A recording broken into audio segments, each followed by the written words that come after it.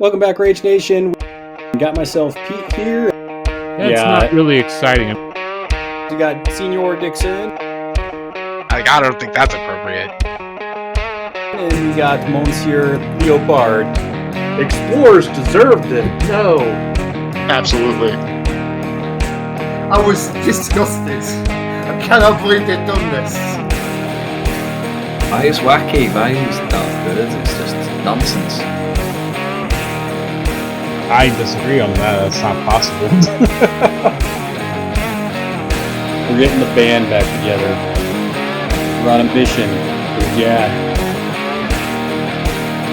Now we've got a whole new list of things to complain about. Welcome back, Rage Nation. We are at it again. Got myself Pete here, and we decided to dive on deeper into the Rezer faction, and we are going to be talking about the good doctor himself, Mcmourning, today.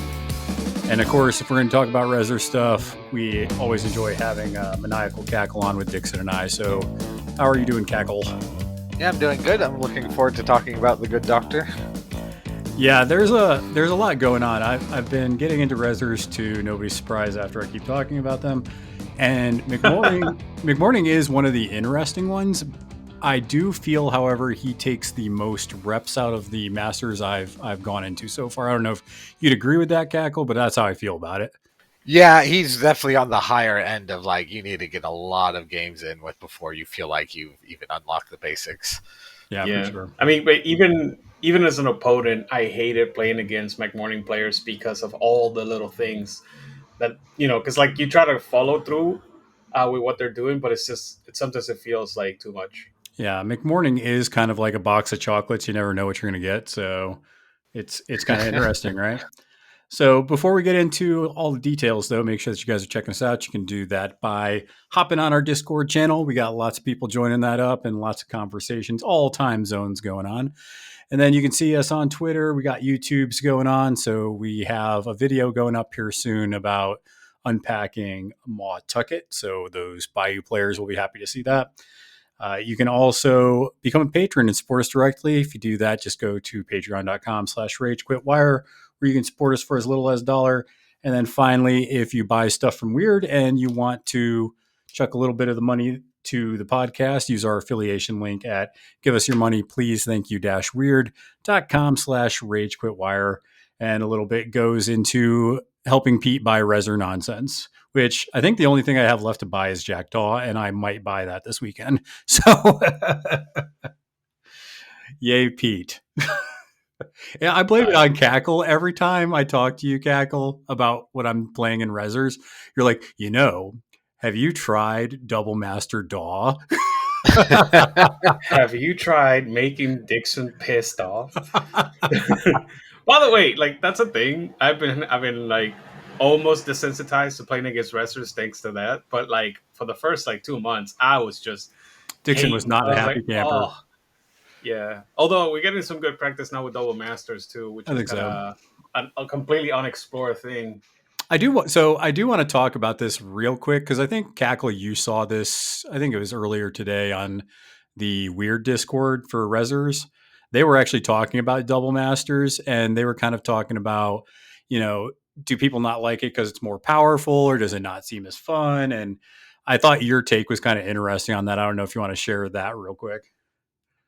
Yeah, so my take is that I don't find it necessarily more powerful because we've run Double Masters tournaments and they never dominate. Yep. Once you figure out what the combos are and you're familiar with the say the Ophelia and Zip or whatever builds people are doing, but what it is it's just a lot less fun. The list building gets less fun. Yeah. The games get more oh my god, there's now 2 of these stupid masters I have to work around and outscore them and everything.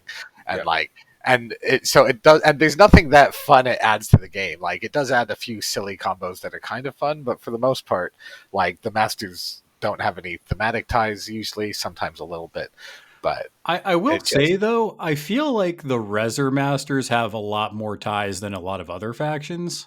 Just because, as we talked about with the Versatile and Out of Keyword episode, I feel like there's a lot of synergies between, there's some terrifying and corpses and, other things that just make I think Rezzers seem to blend a little bit better as a double master combo sometimes.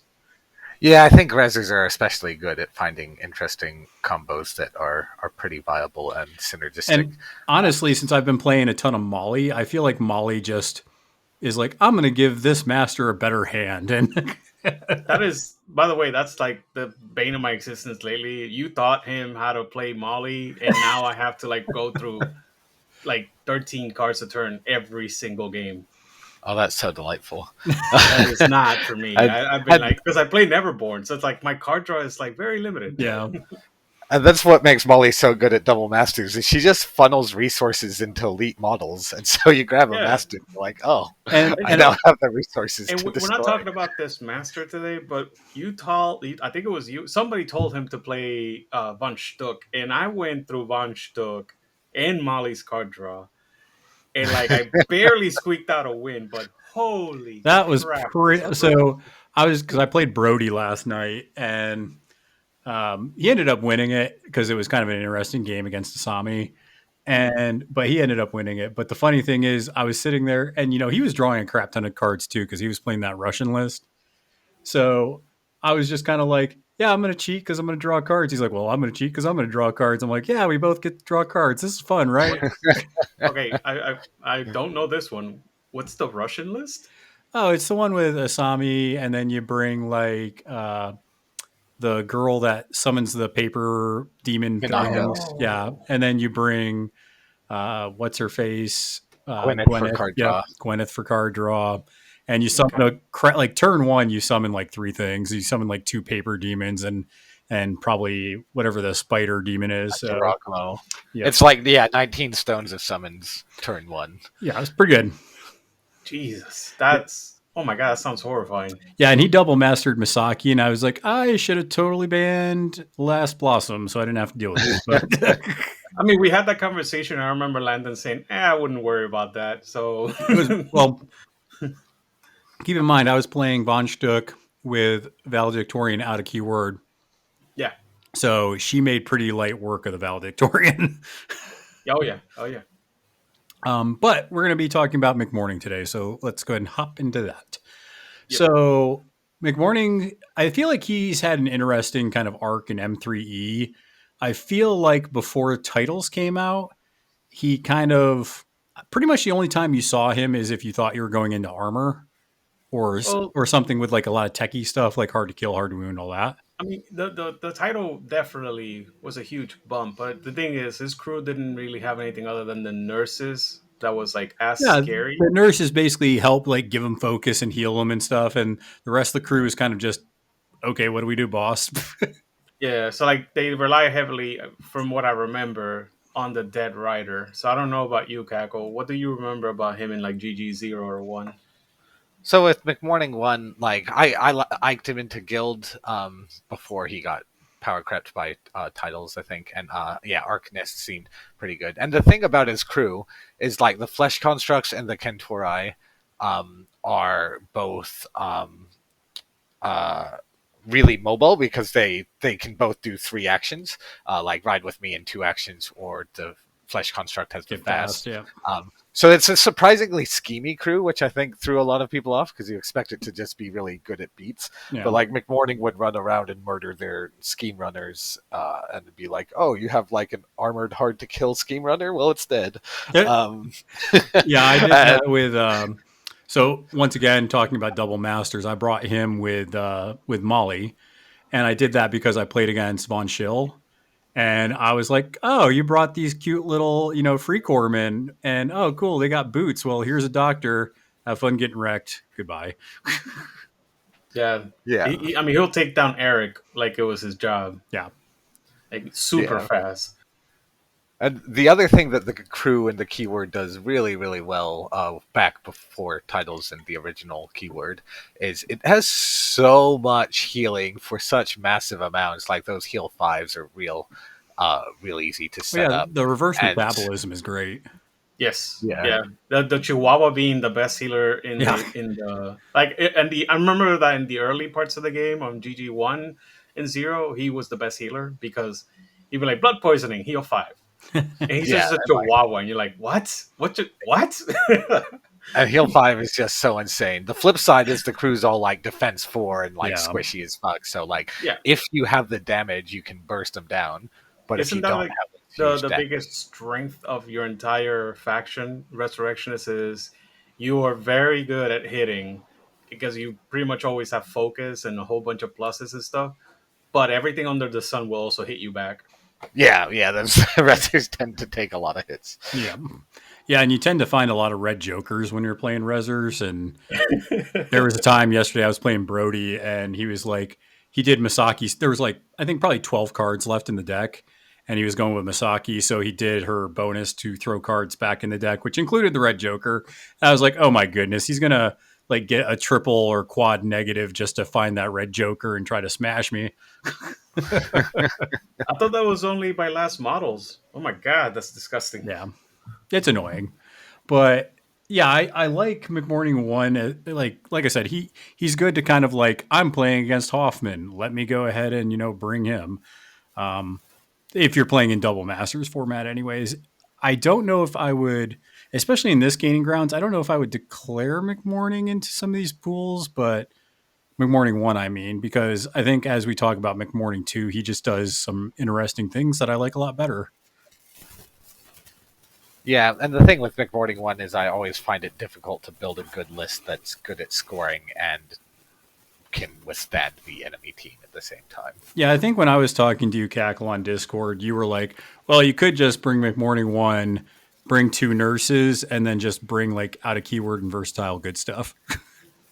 Yeah, Yeah, I've done that, and I always feel like it's just slightly under the curve and not quite there, but it's still a pretty good list. Yeah, you could you could run it. I think it's because it's like very centralized. It's not very. I don't want to say adaptive. It's like they can't like once you deliver the payload, it's kind of hard for them to like, okay, I need to go to this other place and do the same thing again. Yeah, I can definitely see that. But I think when people do think of double masters, Mcmourning is a pick a lot of times just to counter a lot of tech that you would see, like armor. Like he just ignores everything, right? Except for soul stones. He just ignores everything. And honestly, you could bring models to ignore soul stones if you really want to, too, like in Mali, say. Actually, now I'm curious. Why do you not take the title? I mean, don't get me wrong. I understand why taking the first one and stuff, but like, why not taking the title every other time that you don't need armor destroying? Are you talking Yeah, about and well, as a second master? Are you talking about? Yeah. Since we're talking about second masters, I was going to ask Hackle that. I was like, why not? Like, is there something limiting the second one that you don't want to take him? I mean that's a fair point. I might as well, right? And the marker removal, like comboing with Molly's, actually gives better card draw, and like he's actually kind of a better beater. Really? In that, well, because he can use plastic surgery on himself, so like he's running around with like the. He goes, "Hey Archie, I like your attack. I'm going to do your attack." Yeah, and he can attack the necrotic machine to make a scrap to upgrade the rogue necromancy. So you can have like upgraded rogue necromancy plus. That's kind of cute. I might have to try that out sometime. But it's also potentially worth it to just send him like running around killing stuff. The flip side of Mcmourning 1 is way harder to kill. That he heals 6 per activation where he's stabbing stuff. I mean, Mcmourning 2 does have Don't Mind Me, so that's something as well. Yeah, and the Don't Mind Me sometimes matters a lot. And he's got Willpower 6, so in matchups where the willpower matters. And Disguised can be really, really good. And Movement 6 is way better than Movement 5. So I probably haven't given him enough of a go.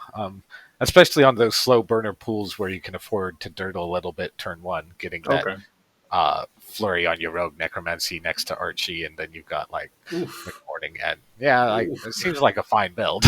So the reason I wanted to point it out is because I was going through his card and I couldn't find anything that was like too specifically keyword lock except for plastic surgery, and I was like, well, he can still target himself.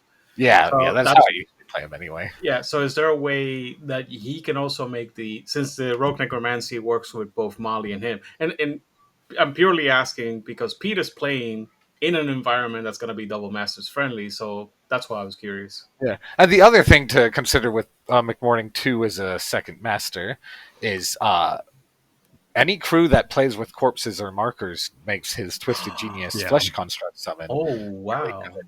So like I've seen the Riva 2 Mcmourning 2 lists, and those are fun.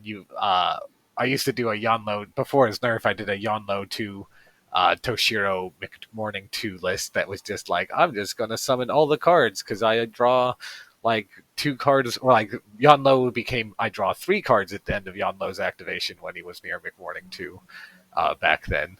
Oh wow! And then you had all of Mcmourning's combos, and it got pretty silly. Yeah, and I think the thing that, and we kind of alluded to it right now, but talking about the insanitary title, I think his stats are pretty decent. Obviously, Disguise Don't Mind Me is good, but I think the things that really kind of start making his crew sing as we kind of go through what he does is one, he does put out upgrades, so we'll go through those here in a little bit, but he has Horrendous Corpse, so when something dies with poison 3 or more, it basically explodes with a 2 pulse and everything gets poison 1. And then you can drop a scheme or corpse marker within 2 of wherever it died. And then the other thing that kind of really goes off in his crew is the reduce, reuse, recycle. And that's just when a marker gets removed, you can choose one of 2 things. You can either, when it gets removed, put it down within, I think it's 2 inches of Mcmourning, or you can draw a card. So it lets you kind of keep reusing markers or draw a card, and you can do both of those once per activation. So you can do each of those, Okay. and Yeah, so you those- do draw a lot of cards. Well, yeah. I'm just sorry. I'm just giving it some thought because I'm still stuck on that question in my head, trying to figure out if this is a good pick for you too. Just every time. Oh, I'll try it. I'm going to try it with Molly for sure, and bring the Rogue Necro and see what we can do. Yeah, because the shtuck, I saw the strength in that. That was really cool, and I'm just wondering, is there something better than this? Yeah, we'll check it out. But yeah, I don't know on the front of card. I think that's kind of what stands out, and it's cool though because usually when you have somebody like a master who wants to manipulate markers or wants to move markers, whatever the case is, they usually don't get to put the markers out, but Mcmourning can actually put the markers out himself with his rusty tools, which is really cool because it has that amputation trigger. So the model you attack, you just get to put out a marker. Yep, and if it's an experimental model, he just basically heals him. Yeah, gives him 2 poison. It's just so. I mean, I think like the best thing about him is you have to remove more than, I think it's 3 or more corpses as an opponent for him to actually be at a negative or something stupid like that. What do you mean at a negative? Oh, because like you remove 3 corpses and then he'll use one of them to draw a card, another one to drop a corpse, Yeah. and then finally the third one does nothing. Yeah. And that's what I mean. Like you have to remove more than 2. Yeah, get some to make value. to make removal hurt, you have to remove basically more than 2. You're right. It's so dumb. Desperate Plot, that's the thing that actually puts the upgrade onto a model.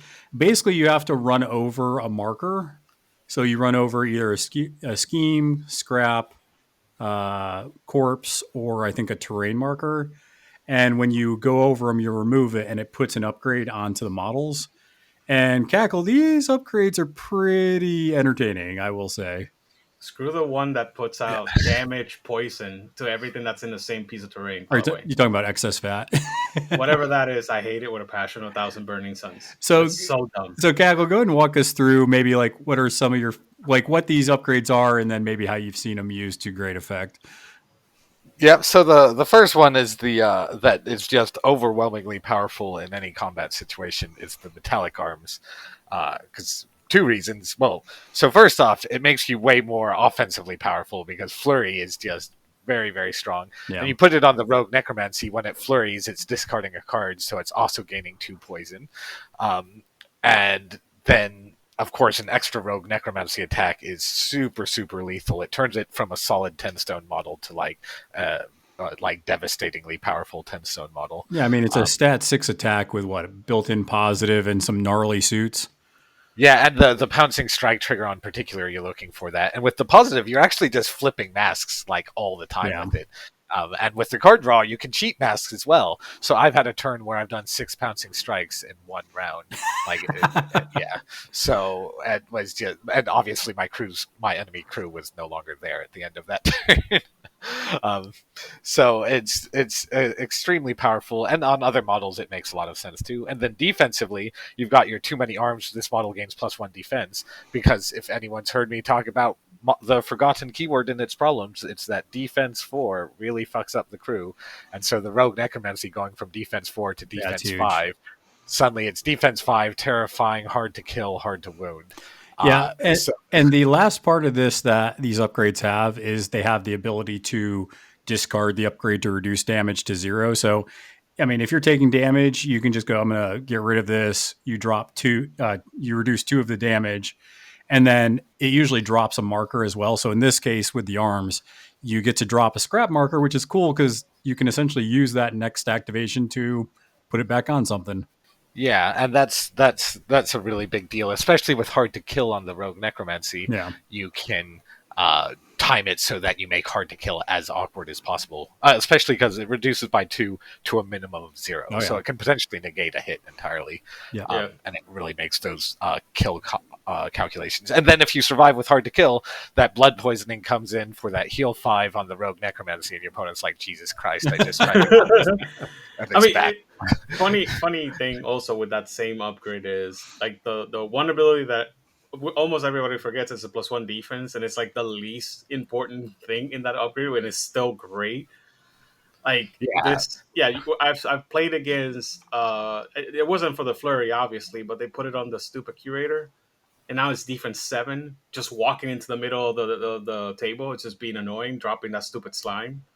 And with the curator, when he is in base contact with models, they take the poison damage instead of him. So he's actually really, really scary that way. So upgrade. Oh, sorry. No, that was So that I hate playing against that because of that. It's like incidentally, it's like he can attack me 3 times, whatever. But like the fact that he's not dying and he's feeding your crew and it's killing me at the same time, I'm like, this is just a 6-point model. What is happening here? Yeah, and so that's the metallic arms is overwhelmingly powerful. It comes at a very high cost because you need scrap, which is pretty hard to come by in Rezzers. You basically have 2 methods. One is you hire the corpse curator, which is like a 6-stone investment. Corpse curator, really solid model. I think it's really well designed. I really like it. But at the same time, it's a 6-stone cost, and with Mcmourning too, the hardest part is the list building because you want 150 stones of options into your list, and you're like, okay, what are the 50 stones I'm taking this time? Like, figuring out what to take with Mcmourning 2 can be really tough, so fitting in the more mandatory models that you're fitting, the harder it is. Or you can amputate, but what I find with Mcmourning 2 is I really want to have that support turn 1, where I'm buffing up my crew, but I only get 3 actions to do that. And then turn 2, I'm wanting to turn him into a monster where he plastic surgeries and he runs into the fight and he starts killing stuff. So then with that playstyle that I do with him, you've only got 3 actions where Mcmourning is doing support actions. And if he has to amputate something and upgrade it, you have like 1 action left to summon, but then you want more desperate plots, so you want more upgrades. So it gets a little bit tricky to balance, but you can, especially one of the tricks you want to do is if you can charge and amputate turn 1, that means Mcmourning's further up the board for turn 2, so you've got your efficiency there, and you've now got your marker, so you can upgrade your rogue necromancy, and you can reuse, recycle, reduce, reuse, so you get that marker back, and then you can use the mass trigger on desperate plot to upgrade another model with scrap if you wish. Yeah. So like, it's incredibly powerful. So I'd say 90% of the time that I've played Mcmourning 2, I'm taking the metallic arms upgrade because it's worth the investment. Yeah, I think that's definitely a big one. And then I think the other one I put out the most is actually, it's kind of a toss up. If I want something to get a little faster, so like on the gassers, I've tried putting extra legs on them to get the extra movement. I've also put the extra legs on the what are they? The undead centaurs or the Kintaro, whatever. Kintari, yep. They're pretty good with that because then they get charged through. But I've also put the spare head on the gassers, so that gives them chatty for whatever reason. But if they die, they drop a ski marker. So I'm kind of like I treat them as I'm going to go scheme with that model, and if they die, I drop a scheme. They're kind of like a flying piglet, right? Except for they're a poisonous, filthy little demon thing. It's a Yeah, gremlin. exactly. You can just admit that it's a little gremlin. Yeah, it's like a little gremlin or a little undead baby flying thing. I don't know. Yeah, and these two upgrades are the easiest to get out, so the investment you have to do is extremely low because Yeah. extra legs requires a corpse. McMourning has so many corpse engines, you're Yeah. probably bringing a corpse, and so then they can just replicate after that. So very easy to do. And spare heads requires a ski marker, like a model needs to interact turn one, and Yeah. it doesn't even need to, like you just have your little guess or interact or whatever. So that's really worthwhile. The extra legs, +2 movement. Flesh Construct is my favorite model for this because it gets that +2 movement on all its movements, and so 3, that's 6 extra movement in the turn. And that charge through is so powerful because you get to I'll staple Archie's attack, do the blast damage, and have a charge through for my straight flip, and so I tend to kill enemy schemers turn 1 with that. It's been pointed out to me, and I need to try this more, is Kentorai have the frenzied charge ability with a 2-inch engagement range. So Kentorai, you can get that charge through over and over. You can combo that with Sloth to have a fast Kentorai taking 3 charge attacks that are getting that positive to damage that are a 3, 4, 5 damage track at range 2, so you can do it over and over. Definitely a combo worth trying that I haven't had an opportunity to give a go to yet. Yet another reason for me to murder Sloth. Yeah, and then so that charge through and that move, those I think are pretty clear why movement's good and positives to damage flips are good. Oh yeah. And then the spare head, like you said, that chatty aura seems really good, but what I struggle with is that when I want to put the spare head upgrade on models that are a bit weaker. Because, as you said, the value with the spare head upgrade is when they die, they drop a scheme. And if you have the horrendous corpse going, which is if they have 3 or more poison, they drop a marker, they get 2 scheme markers when they die. So oftentimes, like, I'm sitting there being like, oh, fuck, how do I make sure this model dies? So I get my 2 schemes into position. You can drop an ensnare, set up for an ensnare, for instance, and just drop 2 ski markers next to a model. All sorts of things. Even just taking a single damage, you don't necessarily need to kill the model. A single damage gives you the opportunity to reduce it to 0 and drop that grotesque core ski marker. Flesh constructs can do that with their reckless. I find it a little bit clunky, so I don't often do it with them. Yeah. But it's something worth playing with this gaining grounds, I think, especially with horrendous corpse dropping markers. Yeah, and get into. I would say, do you get anything out of the excess fat upgrade? That's the one I've had the least amount of success with. Yeah, so excess fat, Trail of Slime, it can make terrain in base contact with this model as hazardous, damage 1, poison 1, which is incredibly good sometimes, especially if you're one of those metas with like these huge honking pieces of terrain and you define them as A huge lazy river going across the entire board. Yeah, so like you should define those as multiple pieces, but not on Yeah. So Break it into like little brooks or something, like have Yeah. little paths in between. Like I Yeah. love that they started doing that in the maps in freaking Basel. But this is the upgrade that I hate the most. So it's shocking to me, Pete, that you're saying that. Well, I haven't found a good, like, the time that I tried using it, you were like, oh, you need to be in terrain to get that effect. I was like, oh, well, I didn't set this up at all. Oh, okay. Yeah, no, definitely has to be set up. The most powerful use for it is that you can put it onto a curator and you get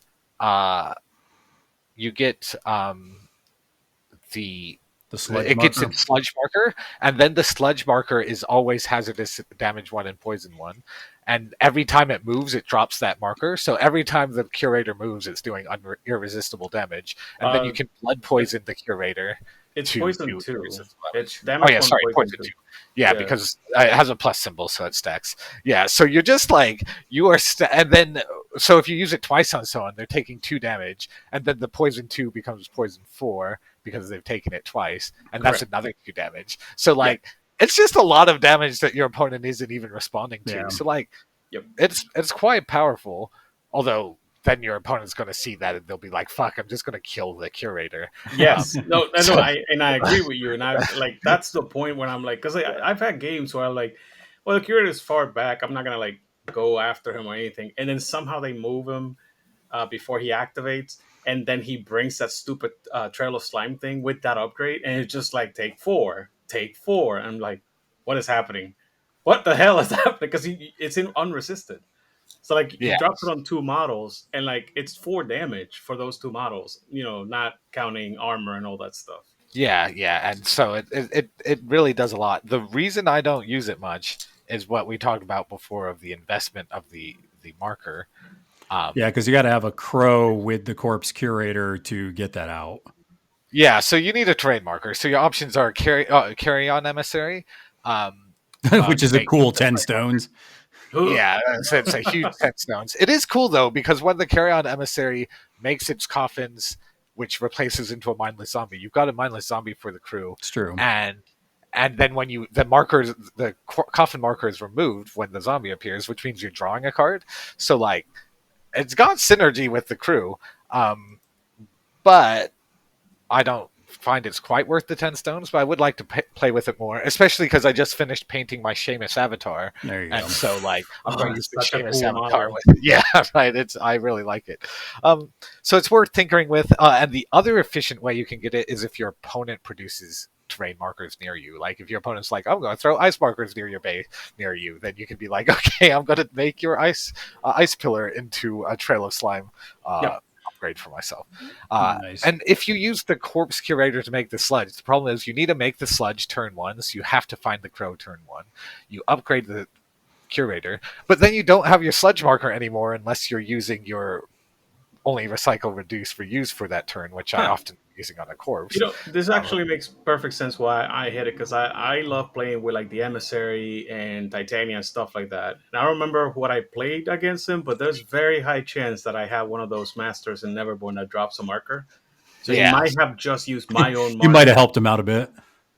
That's exactly right. So that's something for the listeners. Well, yeah, because if you put one of your don't feed into him. Yeah, if you put one of your underbrush markers like right near the deployment zone, it's like, well, cool. I'm going to move this model over it to get the excess fat upgrade. Yep. Yeah, and that's the thing about playing Mcmourning is like every single one of his options almost is like this thing is really good in this circumstance, but it has these really big limitations here. Which, by the way, fantastic design for a game to have. Oh yeah. And so when you're like, oh, here's a situation where the bad stuff doesn't apply and the good stuff does, and then you're like, oh, this is actually powerful. And the other thing I wanted to mention about this and the other upgrade is this one gives you +2 to all simple duels, which sometimes that really matters. Like if you're against Tara, for example, suddenly +2 to simple duels. Eclipse the Void is really good. Yeah, and especially then, since your willpower sucks. Yeah, and Spearhead, this model gains +2 willpower. Like that can be really, really impactful. I mean, And people that don't play upgrades. Well, I was going to say, Dixon, before you say that, you can put multiple upgrades on one model. So not always the way to go, but you can do that. Go ahead, Dixon. Oh no, not you anymore. Really? Yeah, you have to discard all other appendages. Boo! Does it say it on his card? Yeah, so that was one of the things I was going to say. Oh, there if it I is. could have a little rant about it, because when they errated Mcmourning 2, it was for broken plastic surgery combos with out of keyword stuff, and he had a lot of out of keyword stuff that was like breaking the game. But for whatever reason, they were like, let's nerf his keyword synergies at the same time. Let's like bust. And so they nerfed the hell. And I found like his keyword was a lot more worthwhile using when you could upgrade them multiple times. Yeah. And I don't think they were over the top at that point because you were investing an insane amount of master actions to getting your crew to the point where it was slightly better than other crews. So it's like, okay, my crew's slightly better than yours, but my master's done nothing all game. So like it was, I found it pretty balanced. And then that was when these upgrades felt a lot more worthwhile because you could be like, oh, I'm against Tara. I'm going to really invest in my Rogue Necromancy, so it has 9 willpower against her duels. So my Rogue So Necromancy doesn't just die. that's what I was gonna point out one more time. The Road Necromancy is a perfect example because like most of your beaters and models that are actually out there doing scheming and beating and all that stuff are willpower 4 or 5. And Yeah. because of that +2, it makes it so that glimpse or like any of my, movement 15, movement 13 duels goes from like, oh, I need an 8 or an 11 to like, I need a 6 or a 9. That's significantly better for you. Yeah. So Yeah. yeah, do not dismiss that +2. It just translates to a lot of card efficiency in your hand. And it applies to Terrifying as well. Yep. The only problem with that is that Mcmourning's so brutally good against Terrifying already because Killer Instinct is really good with the crew because it recycle, reduce, reuse lets you reuse the corpses. Oh, And flesh constructs are ruthless. I don't know how many people have noticed this, but flesh constructs are ruthless. And I've killed so many manipulative models just being like, I'm going to charge you from across the table and you haven't activated yet. Well, not Not only that, you have the built-in positives with the Rogue Necromancy, and you can copy that to models. So that's just good. Yeah. So it's real solid. So it's worth paying attention to what is this giving me a bonus to: the +1 defense, the +2 willpower, the +2 move, and +2 simple duels. Again, are all things that are sometimes okay and sometimes like devastatingly strong. And so and I know we've been mentioning plastic surgery as bonus, but just to go into it specifically, basically all it does is it says, hey, here's a friendly experimental model I'm putting this on, and then I choose a model, a non-master model within range, and you get to staple their attack onto that new model. And that's why it's good. Yeah. I mean, Mcmourning giving himself the attack of the Rogue Necromancy is pretty gross. Mcmourning hopping around the board like a Rogue Necromancy is pretty nutty. Yeah. So should we quickly cover some of the combos for plastic surgery then? Yeah, let's hit it up because some of them get pretty gross. Yeah. So my favorite turn 1 combo is I take Archie's attack, which has the blast trigger on a tome, which with your turn. And we hear everybody on the internet laughing because you have to mention Archie in a non-Archie episode. Yeah, any crew, I'm going to be like, this is how Archie is good for the crew. As long as the crew has card draw, because you need that card draw to find the mask. So you put his attack on there, and that tome. Well, first off, it's a 3/4/6, and it's probably the best model with the Severe 6 attack in the faction. So I like that. And you combo Severe 6 with Charge Through, so you can guarantee that you're hitting your Severe 6.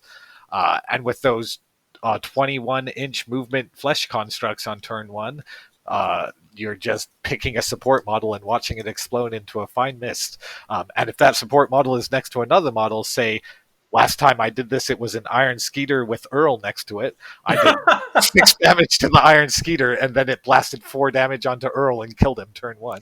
So that's so funny. That sweeping really strike is it's a heck of a drug.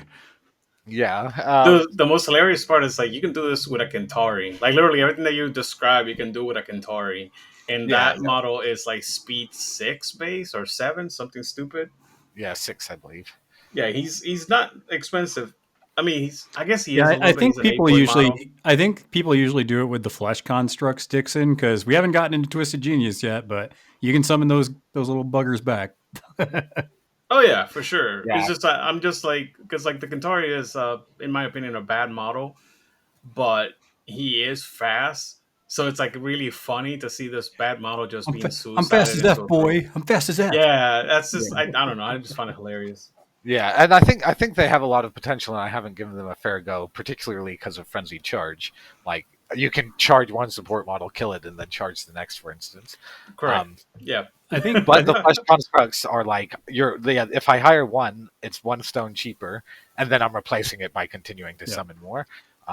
So I've liked the flesh construct so far, but I want to give more. I think another one that is we've already talked about it. The other combo that we see a lot is it's usually it's not always the flesh construct, but definitely the Rogue Necromancy's attack, because that thing it has 3 triggers that you can choose from on the Rogue Necromancy. Yeah, the Rogue Necromancy is just the generically most powerful attack. Because stat 6+ is, as far as I know, the best stat in the game for anything. And it's got Puncture, Pouncing Strike, and Infect. Yeah, so like infect results in extra damage. Puncture, like you're just like, oh, I guess I'm casually severe fiving you, Yeah. or even moderate 4. Like, okay, I'll take it. Yep. Um, And pouncing it's one of strike. the few models that is not a henchman that can actually hit things like the Jade Rabbit. I have never seen somebody so angry as a rogue necromancy attack pouncing striking like 2 or 3 times in an activation. Yeah, and so again, like this, if I could, the single most powerful thing that the Mcmourning crew does is this attack, the Savage Bite. You're doing an extra one because of your flurry. Um, like so, Savage Bite is so good that the Rogue Necromancy is a solid model, even at it just hired at 10 stones. Then you upgrade it, and it's a ridiculous model. Um, because it's then defense 5 with flurry. And yeah, this pouncing strike is one of the biggest reasons that stat 6 plus you can dig for it. And something else to note is henchmen and masters can stone for Yeah. it. So Mcmourning 2 fucking loves this attack. That's my standard from earn 2 onwards. This is the default most powerful thing to do. Is you copy Savage Bite, you run like he can run 13 inches and attack something. Pouncing strike to the thing behind it, does 3 damage to it, attacks it again, possibly with a pouncing strike. And a really nice thing about pouncing strike is it does not mention the target, which means that even if you kill the model you're attacking, you can pouncing strike away. So it's really, really good for killing that like backline support models, and you'll just shred them really, really fast. And like again, you'll just naturally flip a bunch. You've got card draw. So I've had a turn where I use like a 10, an 8, and a 6 of masks to get my pouncing strike because my opponent was like, I'm not going to cheat because you're going to hit me anyway. Yeah. And I'm like, and because stat 6 plus means you're cheating second and a lot of the time. You're winning that initial duel a lot. And so then I'll be like, well, I'll cheat down to pouncing strike. Thanks. So that's so frustrating. And that's something, I think that's a good tip for people in general is definitely when somebody's attacking you, look at their triggers. And if one of those triggers is going to be terrible for you, if you flipped a 1 or a 2, it's like you probably want to cheat up a little bit if you can. Yeah, just be like, okay, I'm going to force you to have a 9 of masks or higher instead of a 2 of masks or higher. Yeah, makes a really big because if your opponent cheats like a 3 of masks for the pouncing strike, that feels really bad. yeah, and I've done exactly that. I think my worst ever was 2 of masks for an onslaught on Hinamatsu, and my opponent was real sad. Yeah, Dixon's got me with that a couple of times where I've been like, never again. Actually, my favorite is coordinated attack. I was like, oh, attack me with Zoraida. And you're like, yeah, you're gonna hit me anyway. It's like coordinated attack, and just you can hear the fumes. Just see me just start to rage. Yeah, for sure. And so the pouncing strike is like game warpingly strong. You're planning your game plan around that. It's very, very powerful. But then, as you said, puncture is like an A tier trigger. It's like when you see puncture on a model, that alone can be reason enough to play it sometimes. And here it is, like you're just like, oh, this is accidental extra value, nice. And in fact, I'm not going to complain about having extra poison on my enemy models. It gets horrendous corpse online. It makes it so my poison effects are damaging them. They're taking damage end of turn. Like, that's just all good value. And since we're talking about the Rogue Necromancy anyway, this one I don't copy, but I just wanted to mention Projectile Vomit. Very good attack. Blank Stare trigger, incredible. Necrotic Decay trigger means you can be a mid-3 attack at range 8. Very, very strong. Downside is it's that stat 5 against move. But just keep an eye out for that opportunities to use it, because when it's good with the built-in crow, all the triggers are built in on this one. It's very, very strong when it's when it's the tool you need. I mean, even if you don't say for example they have shielded or whatever, and they they flip high enough that it's not gonna get the straight or whatever. Blank Stare. I don't know why I hate that trigger, because it is the fair version of delay, but I hate it. Yeah. Because you discard a card, so you're like, oh no, my Rogue Necromancy gets more poison, and then they discard a card and gain slow. That's a lot of... And if they're taking good damage, it's Distracted 1 and Poison 1. And even on a Henchman, it might just eat the stone. But I really like to blast it onto henchmen, so then the henchmen have to, like... It's incidental on them, but they still have to make that call. That's why I mean it. Yeah, that's why I mean it as like, even if you say you don't get the Magical Christmas Wonderland setup and hit, multiple guys with the Distracted and Poison, and you just hit the suited, because it's already suited. You just Yeah. hit it sort of slow. It's like, why? Why? Like, what is? So Savage is so overwhelmingly strong. It's what I'm using 99% of the time. But Projectile Vomit is solid. You want to keep an eye out for the opportunities. Shout out to Flesh Constructs who have it at the same stat without the triggers. But Flesh Constructs are really good at being like, I guess I'll focus and Projectile Vomit. Yeah. And Guess stop I'll your whole focus thing. and puke on you. By the way, that's the reason why I think the Kantari is a bad model, is because the flesh construct exists, and you've said many of the reasons why throughout the cast, but like it bears repeating. It's like if the Kantari was 7 points, I still think I would see more flesh constructs than the Kantari. I'm just saying. Yeah, and part of it is that Projectile Vomit attack. It just comes up just enough with the Flesh Construct that you're like, oh, you've positioned your crew, and here's a non-stone user where I'm just going to focus Vomit it, and now suddenly you've got like 4 models being hit by Projectile Vomit, and you got to make that choice of, am I using stones, like 3 stones to protect my stone users, or are they all taking Distracted?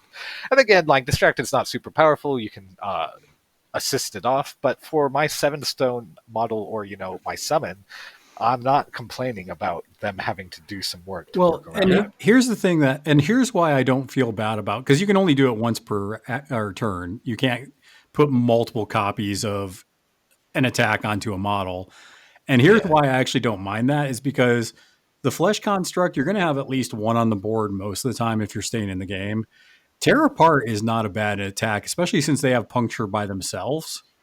So I feel like a lot of times I don't need to put the attack on the Flesh Construct, because I can put it on Mcmourning, and then the Flesh Construct is just 2-3-5. A lot of times I just accidentally get 2-5 damage with the Flesh Construct's base attack. Yeah, like it's got Reckless, so you're taking this attack 3 times. And it's stat 6. So like 3 stat 6 attacks on a 7-stone model or summon, a bit above the curve, I'd say. It's pretty good, especially because we didn't mention, but the summons, what makes Mcmourning's summons very special is he doesn't spend a card for it. We were talking about Garagamo earlier. You're spending a 13 on it. Mcmourning's just like, nope, there's a Flesh Construct here now, and I draw a card because I ate a corpse. So they're pretty good. And yeah, those attacks, again, you're just happy to flip cards and you're like, oops, I hit Puncture, or oops, I hit Infect. And sometimes, oops, I swallowed you whole and I just healed up. And then I want to say 1 in 3 times that this model activates right next to somebody, there's a fairly good 1 in 3 times. Like a third of the time, you will get that. Oh, my model just did 10 damage in an activation. Yeah, like it happens, and I'm talking about 3 attacks. Dixon, you and I played where I think one of my Flesh Constructs. What were you playing? You were playing something, and the Flesh Construct just blew up a model. I think it Red Jokered onto it, and it did 6 damage. And you were just like, okay, this is fine. Yeah. He like, it was one game it was Augustus Hart, and another game it was the whatchamacallit, the guy that's Racketeer. Yeah. And you did that. It was Augustus, and you're just like, okay, Augustus is going to die turn 1. This seems fine. Yeah, and by the way, like Augustus tanked, I think it was like 12 points of damage from this Flesh Construct. But this is one of the times that I'm telling you, like, I kind of softly kept track of like activations through like the games that I played, and it just, that sounds about right. Like if I think about it a little harder, it's like 1 in 3 times this mother is going to activate right next to a model, you up. And it just blows somebody up. And that's not even with the good attack stapled onto it. Yeah. That's just his basic attack can mess you up, and Lord forbid you put like Archie's or the Rogue Necromancy's attack on, and then it's like lights out. Yep. So yeah, again, there's like many reasons why Kantari are not gonna get picked over this guy. And I agree. Yeah, it's just this model should cost a little bit more, but then like there's a whole bunch of like problems with that. And because little gassers are so OP. They're fine. What I love about the Flesh Construct is, it's got all that offensive potential. It's the downside is it dies really easily with defense 4 and 9 health. But first off, they're expendable, so you're like, I'm just going to replace it. I don't care if you kill it.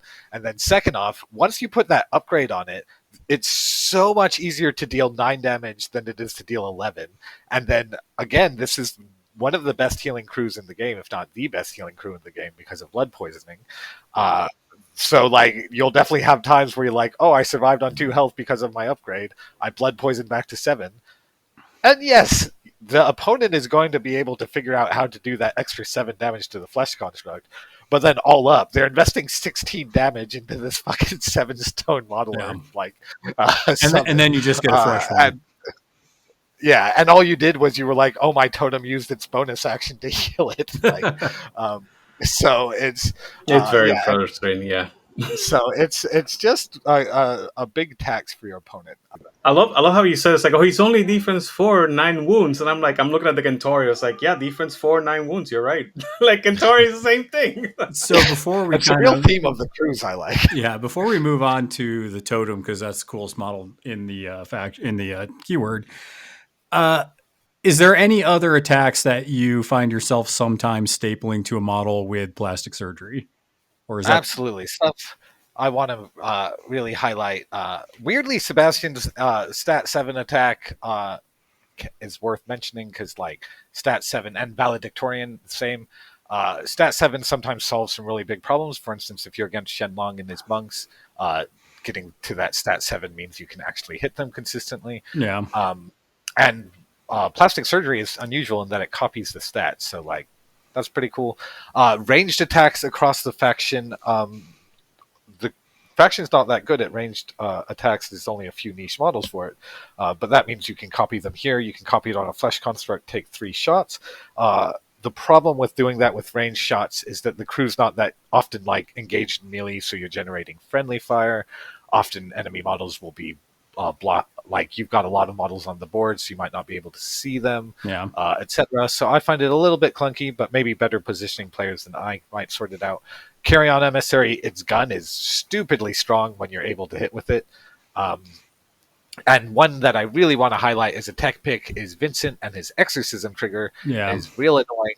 Because I've had times where I've wanted to use exorcism, but I was also saving Vincent's activation for something else. Like they had some summons on the board, but their master hadn't activated, and they were going to get more summons. Yeah. So I stapled the exorcism onto a flesh construct, and was like, well, I've got a high crow in hand. I'll just use the flesh construct for the exorcism.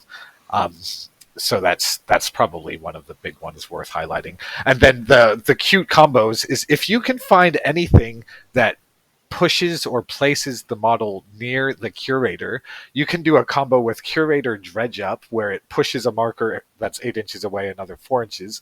Then it takes the attack. And if you then get the Reap trigger, for instance, on the Dead Rider, it will then push the model all the way across the board into the Curator. So it's just like this insanely huge range kidnap. The suit's not built in, so I don't know if Rezzers currently have any. Maybe in the next expansion, have a look out for. If you can find something that says, place the target near this model that's built into the attack, the Curator kidnap combos are going to be, especially your turn 1 where you're looking to be like, oh, there's a model overextended there. I'll just do a kidnap. Get over here. Yeah, so there's combos like that are always worth looking out for, and I'm sure I've missed them. There are so many things in the faction, but yeah, those are the ones that really stand out to me.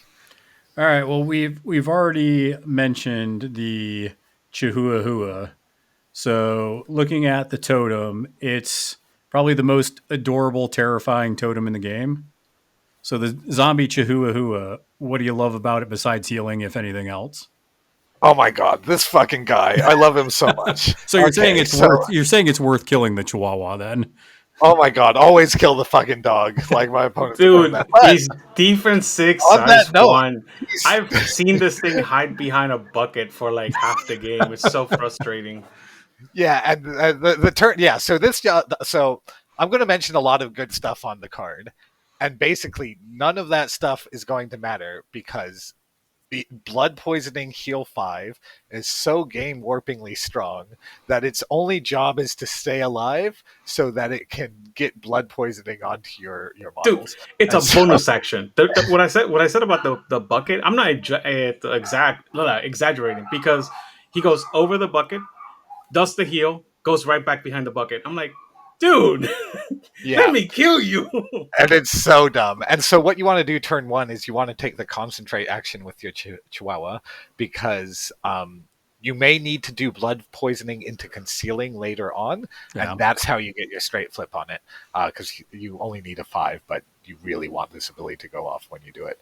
I will also note this model has companions, so you may have an emergency situation where you're like, oh fuck, I need to activate this model, get it close to the Chihuahua, companion into it, and then heal it back to full, and that's an annoying experience for the opponent, to say the least. And that's good. And it's the reverse of Molly's totem, where you have to activate the model, get near the Chihuahua, and then you can discard to activate the Chihuahua. Yeah. But like you were saying, there's a lot of times where it's like, I want to activate my beater. I want to do some damage and kill you. Oh, let me kill you with 1 or 2 swings, go fast with the flesh construct, and then walk near the Chihuahua, discard, and have him heal me up. Yeah. So he's and that's exactly it. And again, like defense 6, he's actually super annoying to kill. I've had so many people like, wait, what the fuck? He's surviving what I'm throwing at him. But the biggest thing is the size 1. You hide behind terrain, you pop out, you blood poison, and you run to somewhere safe. But I do want to mention everything else. Annoying. Until then phase, if they declare tactical action other than walk or charge, gain distracted. There's a lot of models that want to declare tactical actions. And don't forget, that includes things like disengage. Yep. And this model, defense 6, this model, and the gnashing bite. Gnashing bite can give grab on trigger, target gains slow.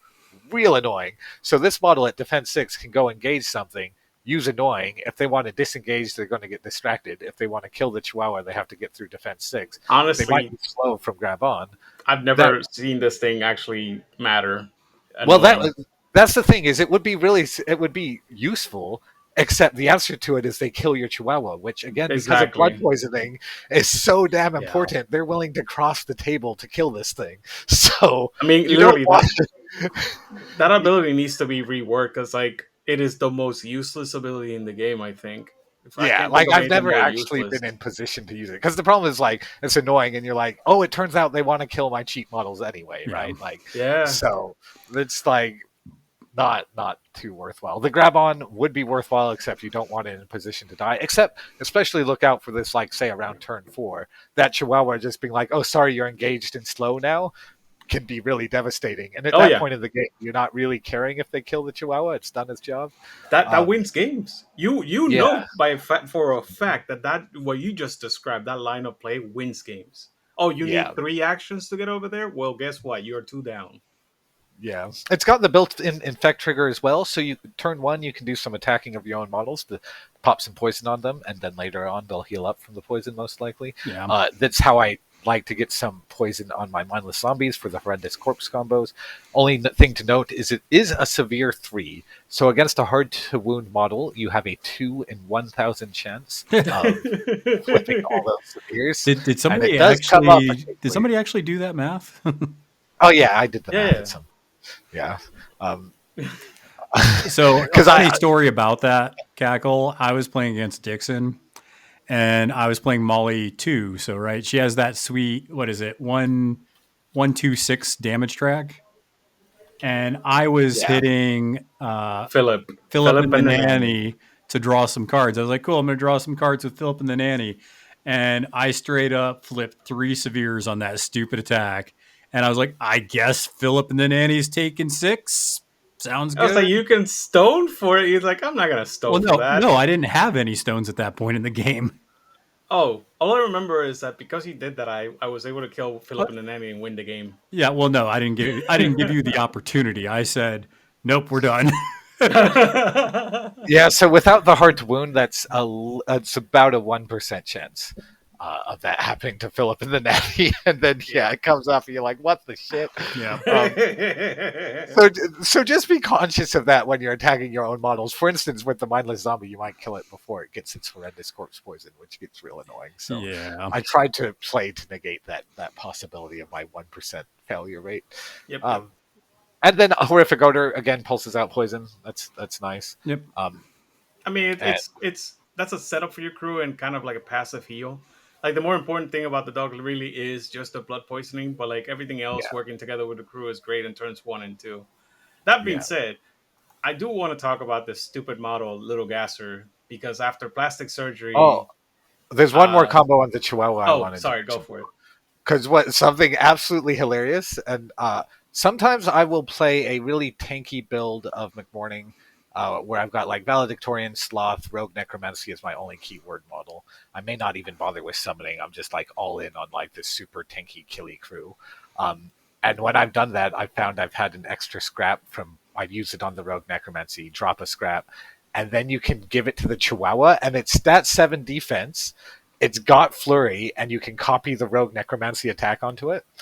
And then, because Sloth is in the crew, I make it fast. And so it turns into this range 16 little missile shit that will charge in, attack with the rogue necromancy attack, and then flurry and do it again. And like that has caught some opponents seriously off guard. And then on top of that, it's defense 7 and it has effectively 5 health because of the upgrade. It may not even die from the experience. Like, so if you can get, like, if you have a chance to get an incidental upgrade on this model, it doesn't matter what, making it effectively health 5 makes it a lot tankier. That's pretty cute. Pretty cute. This model needs to die. Like this is my brother's favorite model in the game, by the way. Nice. Yeah. Is by far the best. Yeah, he loves this dog. Yeah, it's amazing. And let's go into the Little Gasser, but briefly with the Little Gasser, I want to mention so Mcmourning, we've covered a few poison synergies. There's Mcmourning 1 especially has blood poisoning on his card. Zombie Chihuahua has blood poisoning on his card. Sebastian has blood poisoning on his card. One of the biggest reasons to play the model. There's an ability called Catalyst in the crew, which Sebastian and Mcmourning 1 have. Just incidental 1 damage. Horrendous Corpse from Mcmourning 2 allows you to turn poison into corpses and schemes. And of course, end of turn poison damage, curator combos, etc. So poison does a lot of pretty good things for the crew. The synergies aren't amazingly powerful. They're not necessarily I worth like building how around. they didn't just staple poison onto all these and just kind of leave it, because I feel like I like Brewmaster and Bayou, but I feel like some of his poison synergies and stuff definitely not as strong as Mcmourning's. Like there's a lot of things with Mcmourning where it's like, okay, you know, I get to move my poison damage to you. You start within this, so you take extra poison, and it just seems like there's more ways to abuse poison in Mcmourning than in Brewmaster. Yeah, so Mcmourning especially, what he does combat poison, he does damage Yeah. with his poison, and he does healing with his poison, and those effects can really add up. The one of the limitations to that is you've really got to put that poison out, and your 3 main options are Rafkin, Sebastian, and Little Gasser. Rafkin and Sebastian are basically the same. I'd say Rafkin has triggers to do it more. Sebastian has blood poisoning, and he has the flask. So to me, Sebastian's just automatically better because blood poisoning is great. But it's quite dirtly. And then you've got your cheap option, the Little Gasser. One of the things it can do is it's got that poison pulse just for existing, really, really good. It's got Pull My Finger as another option for generating poison. I kind of actually wish Pull My Finger was a bonus, because I thought it was a bonus at first. I mean, I am the only one here probably that remembers this, but Pull My Finger used to do 2 damage on Unresisted. defendable. Yeah, you Wow. just take 2 damage. That's pretty wild. And Yeah. one of the things about with Sebastian or Rafkin using their poison turn 1, then I'm sad because my 8 stone model is in my deployment zone on turn 2 and hasn't progressed up the board. Yeah. Whereas with Little Gassers, if they're spending some time dirtling, these little fuckers, their main thing is that they can die if people invest in chasing them. So if they're still in your deployment zone turn 1, you're fine with that because it just means they're safe. Yeah. But yeah, go ahead and talk about all the other stuff you like about Little Gassers then. I mean, no, that's just this is a Chihuahua that you hire into your crew that is significant, and you can plastic surgery onto him and do all the other crap that you were talking about with this Chihuahua. That's what I was mentioning before. But like literally, you said the combo, but you said the combo for the Chihuahua. Just apply it to this little fucker. I like Pull My Finger, but I also like the You're Coming With Me trigger. So you can get into some really interesting situations with other scheme runners where you're just moving them into areas they don't want to be, shall you say? I mean, Yeah, this and, is build your own beater schemer model. yeah, and you're coming with me. You can target friendlies with that as well. Yep.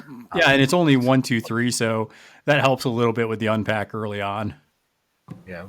Yeah. Ooh, speaking of you're coming with me, I just briefly want to mention another combo is that one thing you can do end of turn with Curator is copy the Yin dependent Gollins attack with built-in you're coming with me. There you go. Curator does dredge up, teleports across the table to a model last activation, and then he does his 5 damage end of turn with the poison thing.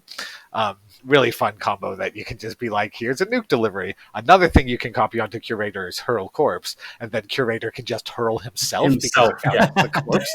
And then again, ends in turn with a friendly and does, or with an enemy and does 5 damage, or friendly and heals 5.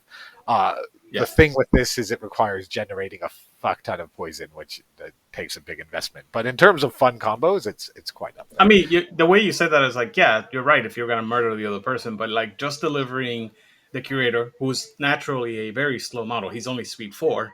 So you just like chuck him across, or you have him chuck himself across the table to another model. Hurl Corpse just teleport as a cost. It places the corpse in base contact with the other person, so you don't even need to win the duel. You just automatically place. So I would say there's 2 other models that I find myself bringing a lot into, specifically the title of Mcmourning. And that's obviously the nurses, which we'll talk about here in a minute. But I actually like the guild autopsies a ton. One, because they just make a mockery of the guild, which I'm all about, right? They just look like an undead, guardsman. That's pretty much all they are. But they have loot your corpse or loot their corpse. So you really, with Mcmourning, you can bring 1 or 2 soul stones and not feel bad about it at all, because you're going to have corpses to just pick up, and then that just keeps the engine going, and you get a soul stone for it. But also they have creep along, so that's never bad, and their attacks are okay, but I find most of the time I'm just using them as a cheap 5-stone significant model to generate resources and kind of move where I need to on the board. I mean, he's just a prospector for cheaper. Yeah, it's kind of what That it is. gives you stuff. Yeah, he gives you value just by surviving, and it's kind of funny because like at the end of the turn 3, you can pretty much lose him and nothing will happen because you'll also gain the corpse because Yeah, he you'll died. you'll gain a corpse or a scheme depending on where he is, because of bloated Yeah, corpses. one last thing I wanted to mention about the Little Gasser is it has the flight ability. This crew is pretty bad at dealing with terrain, whereas the Little Gasser adds a little bit of terrain ignoring abilities. And again, when you're comboing it for scrap number. I mean, that was actually part of the reason why I said this is your build your own beater schemer, because it's like it's a build a bear with a little gasser, and you give him whatever big attack, and then you send him over. That's a messed up looking bear, man. With the guild autopsy, you talked about looted corpse. Absolutely the reason to hire it. The creep along, again, does give it that little bit more reach than the Little Gasser when you're comparing their scheming ability, although it is only move 4. But you can do things like interact, move, interact, which can be really, really important. But loot their corpse. One of the things I really want to highlight there, and any of the abilities that use a corpse. So we're talking Bet Noir's Rise from Corpse. We're talking Anna Lovelace and the Eat a Corpse to draw a card. Yep. In the early game, when corpses are tight, you get that corpse refunded, and 1 corpse can fuel an entire crew's worth of corpse effects. Yeah. Really, really strong. In the mid game, you probably have some more corpses around because your models are dying. You've got horrendous corpse potentially producing corpses. You are hopefully killing your enemy, and they might be producing corpses. So then the corpses are plentiful, and then at that point, all these abilities swap from you can infinitely use them to when you use this, you draw a card. And so I do that with Gravedigger when I give the Killer Instinct upgrade to the Gravedigger, or with my guild autopsies, or again, Anna Lovelace's bonus becomes draw 2 cards. And so that swap in the mid game from the corpses are a scarce resource you need to manage to corpses are a plentiful resource, they're now just card draw, is really big deal for those abilities that eat corpses. Yeah. So would you recommend you create corpses? Like, how many corpses are you comfortable making turn 1 before you like, okay, this is fine after this?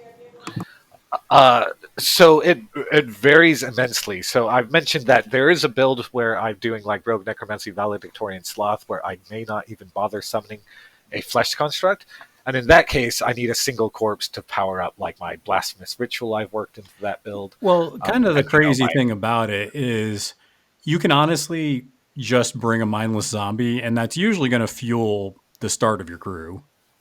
Yeah, and so for the majority of the time, I want to summon a flesh construct and do some other stuff. And Mcmourning's going to eat usually 3 or 4 corpses, or sorry, 4 or 5 corpses on his activation because he does a summon and he does a desperate plot, or possibly 2 desperate plots with the corpses. So he's probably using about 4. He gets one of those refunded, so that eats 3, and that one that's refunded can potentially fuel everyone else. You may not get that one refunded because you might want to refund a scrap on his activation or something like that. Yeah. So you want to generate at least enough for him to use those 4, possibly a 5th one if you really want to do some shenanigans. And so for that, I will often do like a Gravedigger can provide 1, and then the Mindless Zombie combo, which is effectively you you give it enough poison that it's got 3 poison for Horrendous Corpse, using the Chihuahua, Little Gasroots, whatever. Then you kill the model. Funnily enough, you can kill it with blood poisoning if you want, because blood poisoning does the damage and then reduces the poison, so it will die before the damage, the poison is gone. So first off, Mindless Zombie dies. When a Mindless Zombie dies, it drops a corpse. Second off, it's died with Horrendous Corpse. That's the second corpse.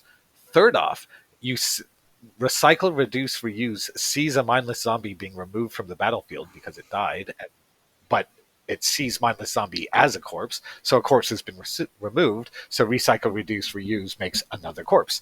So that's 3 corpses when your Mindless Zombie dies, which fuels, provides so much fuel for the engine, it's really efficient. That is the cancer. That is, yeah. That oh my god, that is such.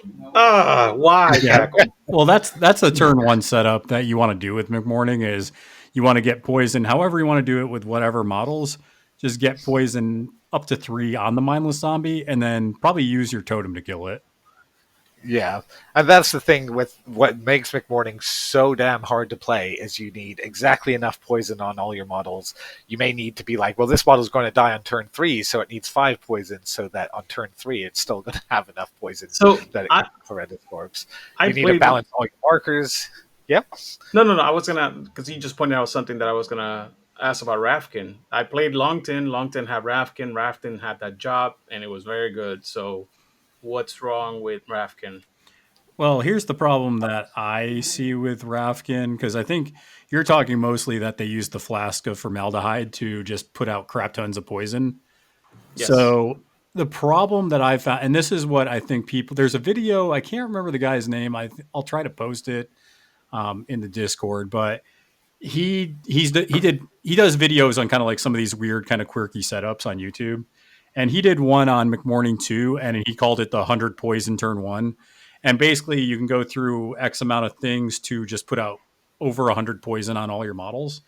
And it's basically by abusing Rafkin's flask to just not only put it out with him, but then there's another model that basically obeys the flask on Rafkin as well.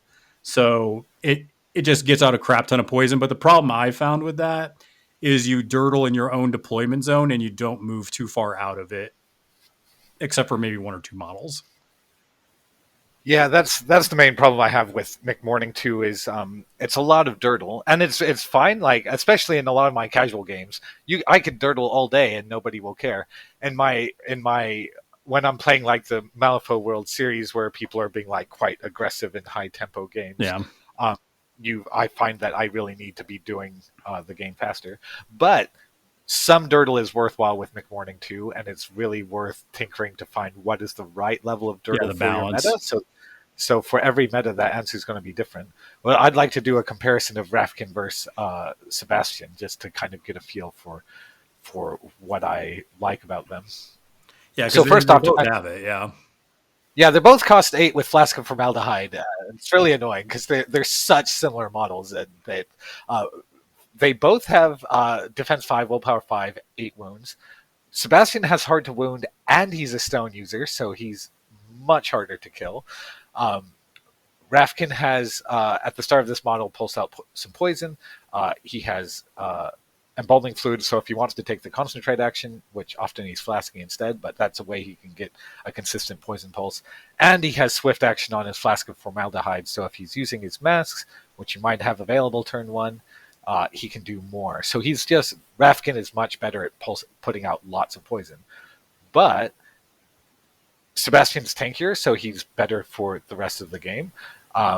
He has his attack, Rusty Bonesaw, is better than the Lucky Knife, in my view, especially because it's stat 7 with critical strike that he can stone for. Sebastian can be mince 4 a lot of the time.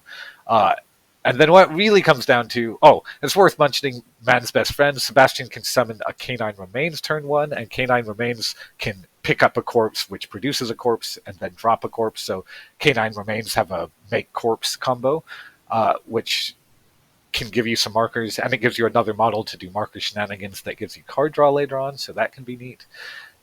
But what it really comes down to is blood poisoning is stupidly powerful, and Sebastian has blood poisoning, and Rafkin doesn't. And so for me, that just settles the argument. Okay, so even though Rafkin could potentially do 3 to 4 formaldehydes and put like 8 plus, those reasons that you gave, Sebastian just takes over. That makes sense to me. Yeah. So Rafkin's really good at that early game poison. But I find that often 5 poison is enough for my models. Even 3, if they have 3 when they die, I'm happy. So well, I was going to say it's not like Brewmaster where the poison like gives you push effects that are equal to the value of your poison, right? So I found with Mcmourning too that if I have 14 poison on a model, that doesn't actually matter. Like you were saying, I feel like you want to be somewhere around like that 5 to 7 range is pretty good because that'll last you most of the game usually.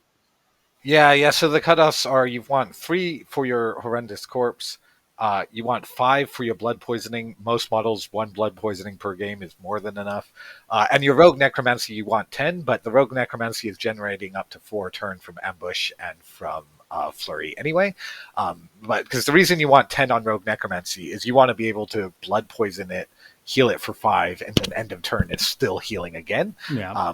Because they're going to be investing a lot of resources into your rogue necromancy, and sometimes you want to be able to blood poison it twice. So you want to know that after you've blood poisoned it once, you can still heal it again. But other than the rogue necromancy, nobody needs double digits poison. And again, Curator is going to be popping some out because he pulses it with his bonus, and if he makes a toxic sludge, he's splashing it around. So what you're looking for is a lot of like efficient, I've given 1 poison to my models here and there. And once you've mastered all those efficiencies of popping out a poison when you need it, Rafkin's a little bit too all in on the poison and not enough on the other things he needs to be doing. You didn't even let me make fun of poor old Archie not being able to bathe in that poison. Yeah, it's kind of an upside with Archie and the crew is that horrendous corpse can be popping, and he's like, I don't gain the poison. So, and I do want to briefly give a shout out to Catalyst because one of my weaknesses as a player is I forget text exists, and Catalyst. It heals. First off, Catalyst does not reduce the poison. Poison only reduces in the end phase, or if you use blood poisoning, which specifically says it reduces target's poison. So Catalyst, target suffers 1 damage from poison, or so for your own models, that's effectively a regen aura. That's effectively healing droughts on that model. It applies to the model itself. Which can really matter as well, like say Mcmourning 1, part of my unpack with Mcmourning 1 is I punch him with a nurse twice and then I heal him to remove the stun. So he's 6 inches up the board and down 4 health. He catalyst heals, he stab heals, and heals back to full by the end of the turn.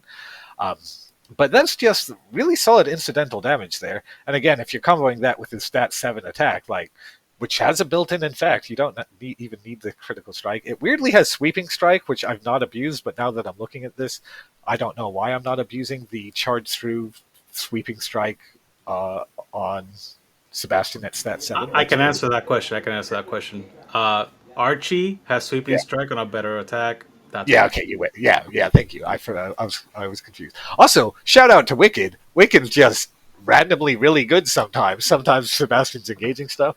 Um, I do find him a bit squishy for 8 stones because, like, Heart Wound, he's going to be eating a lot of your stones, staying alive, and stoning for potentially And again. I once really once like. again, another model with ruthless. Yeah. Oh, yeah. That's the other I thing. Like, mean, honestly, you give this thing, you give him the +1 defense or the +2 willpower, and all of a sudden, he actually is very tanky. I played against yeah, Mcmourning crew with Pandora, where they give one of those buffs. Like it's either Pandora or I'm playing Titania, whatever I'm playing with. One of those buffs makes it so that all of a sudden Sebastian is like hard to take down. It's like, yeah. oh crap. And I've had games where I've dropped the scrap upgrade on him, where I decided to go less focus on flesh constructs and more focus on Sebastian Rogue Necromancy combo. You don't even need a staple attack on him. That flurry stat 7, like Yeah. he's not got the mod 4, so he's not a valedictorian, but he does have crit strike and the built-in infect trigger. So like he's potentially dealing out an almost valedictorian level of damage. Um, he's really interesting that way.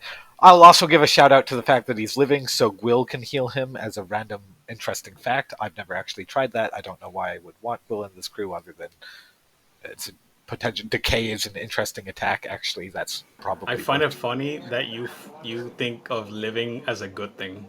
Like in this game, being undead is significantly better, especially in wrestlers. Oh yeah, like he can't gain fast from sloth, so it's worse. But I sometimes have builds where I'm like, oh, I really want Gwyll, and how do I optimize the crew so that Gwyll can heal everyone? Yeah. And so it's just something to be aware of. You get different synergies for different things.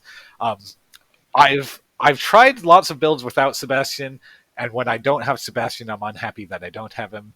And when I do hire him, I'm unhappy that I hired him because he feels like he's not. And here's the thing: is like, so he does that turn 1 dirtle, and I feel like that's really costing him. And maybe one of the things I need to try is doing it in a Kentorai crew, because in a Kentorai crew, you've got that ride with me. That means that he's not sacrificing turn 1 positioning. And I think then I would actually be a lot happier with him. So next time I play Mcmourning, I'm going to try a Sebastian Kentorai combo, I think. Yeah, so it's definitely interesting. And I think I got to give Sebastian a fair shake. So I think that he has some things that could be good, but I think it takes maybe a handful of games to figure out where you like him. The last model that I definitely want to give a lot of time to before we get into just general things is the nurse. So I think there's no reason you don't bring one. You could bring two, and I don't think you'd be wrong for that. So I mean, what do you love about nurses cackle besides tools for the job? Because that's obviously good. So I'm going to be a little bit more harsh on nurses than most people are. I want to note that they're incredible, incredible models.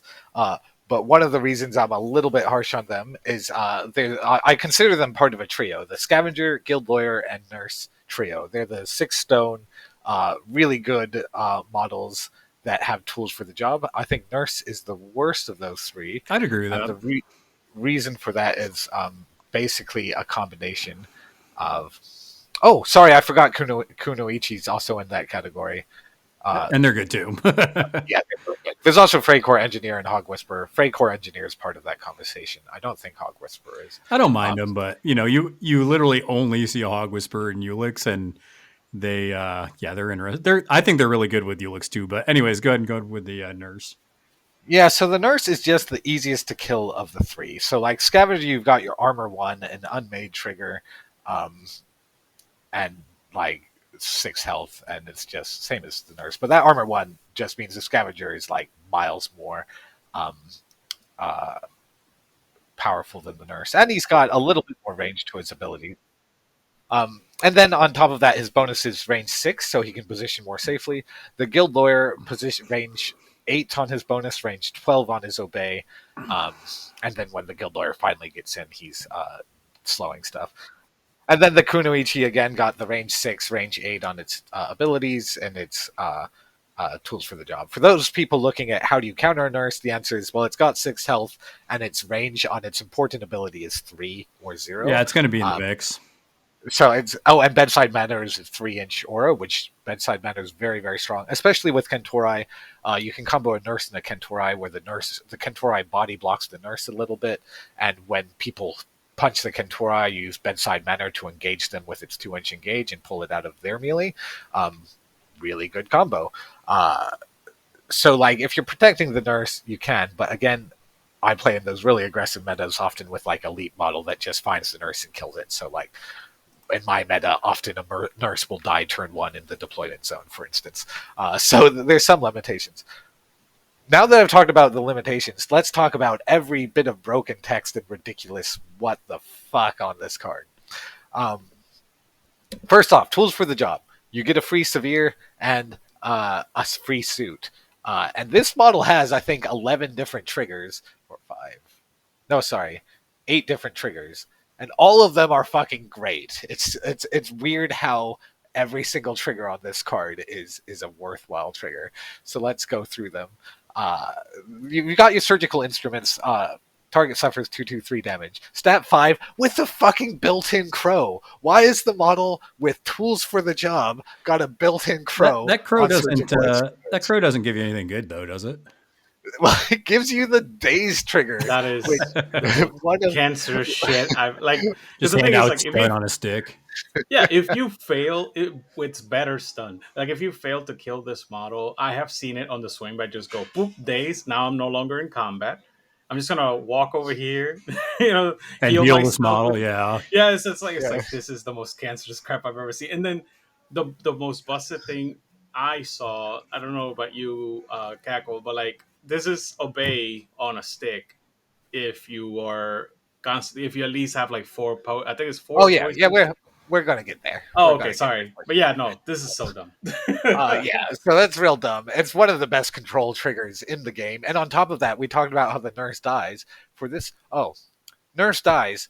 Nurse dies a lot less easily if she has an upgrade and has effectively 8 health. Getting through an 8 health model is a lot harder than a 6 health model. So just a shout out to, there's a big difference if you put an upgrade on it. I can mention it. It hits that threshold. Yeah, Because I always say that, like people trying to, it's like, what do you mean by threshold? It's like, well, whenever you hit like a certain threshold in health and defense and any stat really, it just becomes that much harder to take out. yeah. And 8 is that number. That's the main reason why models like the Guaizen are like so annoying, because like they're incorporated with health 7. That's a high enough threshold that makes that model just annoying. Yeah, like if they have to get to the nurse and take 2 attacks to kill her, or 1 focused attack, that's doable. If they suddenly have to take 3 attacks or a focused attack and attack, that starts to get a lot harder to kill the nurse. Too many resources. And especially because the daze trigger that's built in, even without tools, pushes them up to 3 in a direction, so you can then push them to be engaged by something else so they can't counterpunch the nurse. And she has manipulative, which is, when manipulative is a good defense, it can be really good. Problem is, nurse is a reactive model. When she needs to activate, she needs to activate because of tools for the job and the heal. Yep. When you need her. So the problem with manipulative is it does not combo well with her other text. So that's why it's weak defensive tech on her. Even if some other models I will rate it, I don't rate it. Yeah. Huckster manipulative, amazing. I really, really like it on them. It's But for kind of her- funny. That's like one of the worst defensive things in the game, but it's still good in certain models. Like Candy, still amazing because she has to activate last. Hucksters, like you said, yeah. So yeah, that's a good point. Yeah. And a shout out to Dave's. You can use it on a friendly and then use her bonus action to heal them. Or do it to remove the stun. Archie, who doesn't get stunned. Yeah. And Valedictorian is a really big shout out here, because if Valedictorian main issue, the only issue she has is getting around the board. Nurse can punch her, charge her. She's 6 inches up the board. Bottle of Painkillers has a 3-inch range, so it's exactly enough to heal after the daze. Okay. And Valedictorian's only taking the min 1, so then you heal up all the damage and you remove the condition. And so good combo there. It's just Yeah. so And you we're can give her a fast. I mean, not fast, focused, right? yeah. That's one of the And- triggers. Yeah, you give her focus, so it's ridiculous. And so, noting again, we have gone through one of the 8 triggers, and already we're going, what the shit about this model, right? So, like, Yeah. quick shout out to Infect. Sometimes it's really, really good. It can top somebody up to that horrendous corpse threshold. You can use it on friendly models if you're really desperate, or if it's turn 1 and you've got nothing better to do. It's a decent trigger. I have no complaints other than is why would you use anything but days? Stagger, it's a good trigger, but why would you use anything but days? Like so. But a shout out to those. Sometimes, if you do not want a model to be rescued from a sticky situation, Stagger will win games sometimes, and she can build it in. And she's stat 5, so she'll land it decently consistently if you want. Yep. Next ability, Seduction. Target ends its focus condition, if any, then the target gains distracted +1. What the shit? I've done this to an enemy Nekema that had 2 focus stacked on her, and then all of a sudden it was like essentially a 3 condition swing where she lost 2 focused and gained distracted. Yep. Stupidly like good, effective. It's super funny because like whenever it's like a model that has like willpower 6, you think it's like, oh, it's never gonna hit. But like if it hits once, that's all it takes, and the effect is just like earth shaking. Yeah, and it's a 6-stone model, so you're happy sitting there flipping cards at people, and like if they are cheating to stop your 6-stone model, you're like, great. If they're not, you're like, haha, you're fucked. Like, another thing to note is it does not have a TN, which means you can target friendlies. Why would you target friendlies to give them distracted? Well, a small favor trigger can't target masters, and they must have poison +3 or greater. Again, poison thresholds. But target takes a non-bonus action chosen controlled by this model that's non-attached upgrades or list a model by name. Yep. And it's not first off, that's potentially an obey on an enemy. You can build it in with tools for the job. Yep. Obey late game will win games. My nurses don't survive till end game, but if yours do in your meta, then you should absolutely be focusing on this part of the card, because that is a end of game, especially you can win games. And a small favor is actually the trigger that a lot of people use for that 100 poison kind of synergy turn 1, because you can use that to get Sebastian or Rafkin to do their poison shockwave again. Yeah. And it's an obey that doesn't have a limit. That's the only limit, quote unquote, is that you have distracted on the model. I've seen this thing to move around the rogue necromancy, because I was going to say there's two ways to get around the distracted. The first is you use it on the rogue necromancy. It has that built-in positive, so it's like, I don't care. Yep. I mean, you're a little bit sad to lose the built-in positive, but you're getting an extra free attack, so who cares? Like, that's a good trade. So you can funnel her AP into, like, suddenly it's a Savage Bite. And again, this is range 10. So if she's using her tools for the job and Seduction, really great early game. It's at least being a little bit taxing for the opponent. It's range 10 that doesn't care about concealing for an obey. That's obscene. Like, no man...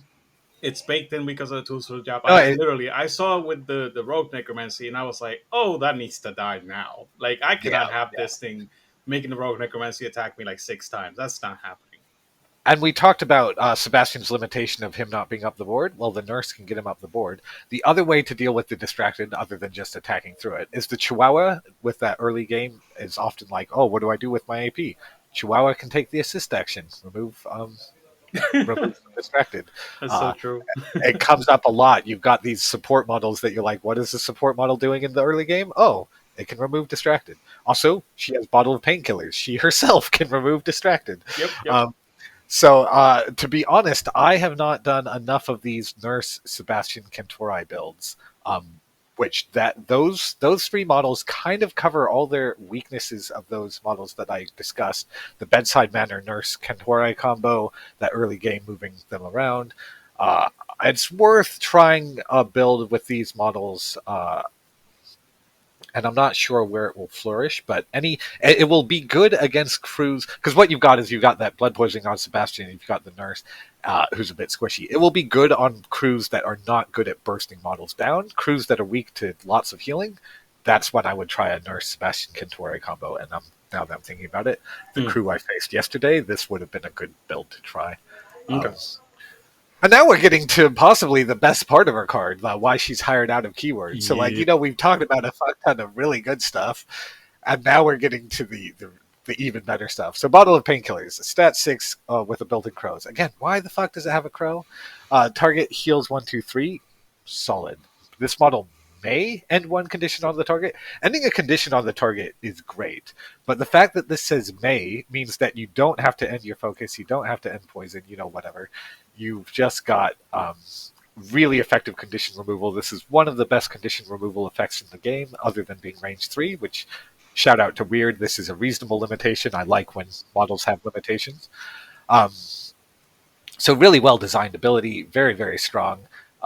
You can remove the distractor of stun that she's put out, and against condition heavy crews, a lot of the stuff we've talked about, Pouncing Strike is a condition, Rogue Necromancy is devastated by the stun condition. She can remove that. Then we've got Target Gains Shielded 1 for a Ram, great.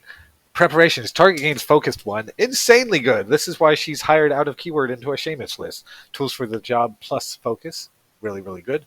Pulled here and there. She can use that on herself to escape combat and run away. She can use it on a friend who needs a little bit of movement. If you're using it on Valedictorian, you could give the Focus +1, or you can give the Push. It's really, really powerful. And we talked about this in the Molly episode. 3-inch pushes can actually win games. Like, that is the sweet spot for, like, this is a really powerful thing to tack on to something. It's a half walk is what I like to call it, but it's like half walk sometimes win games. We said that also with the Mayfang, because Mayfang has shove aside on a heal. So it's like you can shove aside, heal. And it's just any extra movement you can get. Everybody should be looking into that. Yeah, because engagement is normally GG3. They decided engagement shouldn't matter for some reason, and I really hate it. And they brought it back. But we're back to where engagement matters, which to me is one of the best things about Malifaux, is that like your positioning and where your models are affects the game. And so these 3-inch pushes lets you have control over engagement, which is really good. And again, the Daze trigger lets you have control. And so early game, I'm looking at supporting my models with that. Again, you can be moving Sebastian up the board if you want.